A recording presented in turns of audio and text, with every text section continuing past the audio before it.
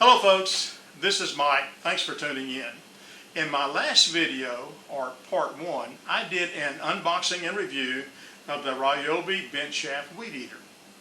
And in that review, I said that I was going to probably buy the expanded edger attachment and review it later. Well, it's been bought, and today we're going to take a look at how it works and how it performs. So stick with me and we'll get started. There's not much to unbox here. When you open it up, you find that the attachment is all pre-assembled and in one piece. All you really have to do is remove the cardboard packing and it's ready to use. Now there is a plastic package that has your manual and warranty info in it. There's also this long skinny holder pin, and this is to assist with blade changing, and we'll show you how to change the blade later. And there's a hex or Allen wrench. Now this wrench fits the hardware on your attachment head in case, heaven forbid, you ever need to disassemble it. Attaching the edger to the weed eater is simplicity itself, but you can't do it with the shaft turning. So be sure to turn the trimmer motor off, and Ryobi even says you should disengage the plug wire. If you don't do this, you can easily hurt yourself or your equipment. Unloosen the turn knob, push in and hold down the pin, and pull the installed attachment free and set it aside. Reverse the process to install the edger. The pin should seat here on the right side of the shaft. Now tighten the knob and you're ready to rock and roll. The plastic hanger can now be put on the attachment that you removed. Now these are really handy. I've hung all of my attachments overhead out of the way in my garden shed. Works out great. Okay. So let's look at wheel adjustment. As the blade wears down, you're going to need to adjust the cutting height. So simply unloosen the knob on the wheel and it can be moved up or down as needed, and then you just retighten and you're ready to use it. It has an 8-inch serrated blade, and there's a line on the blade with the word replace. Of course, after you use the edge or wall, this line will wear away and you won't be able to see it. So remember, when you reach the center of this hole, a blade change is recommended. Obviously, this blade has a lot of life left in it, but I'm going to go ahead and change it out just for demonstration purposes. Now what you will need is the holding pin. You will also need a socket and ratchet, or you can just use a regular wrench, and the size is either 3/4 inch or 19 millimeter. Now turn the head upside down, like so, and turn the blade, and you're going to see a small opening appear under the blade. The holding pin is inserted here to provide leverage when you have to remove the retaining nut. Now we're dealing with reverse threads here. This is not going to be righty-tighty, lefty-loosey like they taught you when you were kids.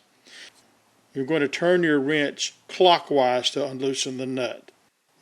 Now remove the washer and the blade, and notice that the inside hole of the washer is slotted, as is the bottom part of the shaft. These two have to mesh when you put the blade back on. And here's the new blade. It's about $9 at Home Depot. Fit the new blade on the raised portion of the shaft assembly. When you seat the washer over the shaft, you should be able to see the little gear cogs mesh with the washer. Now reinstall the nut, turning counterclockwise this time. And notice that I've used a small Phillips screwdriver instead of the holding pin.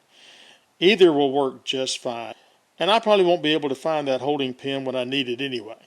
Make sure that the nut is good and tight, and then you're ready to start edging again. Now this video was filmed in early May.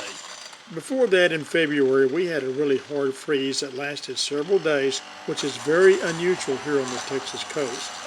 And you can see the toll that it took on my grass and my hedges.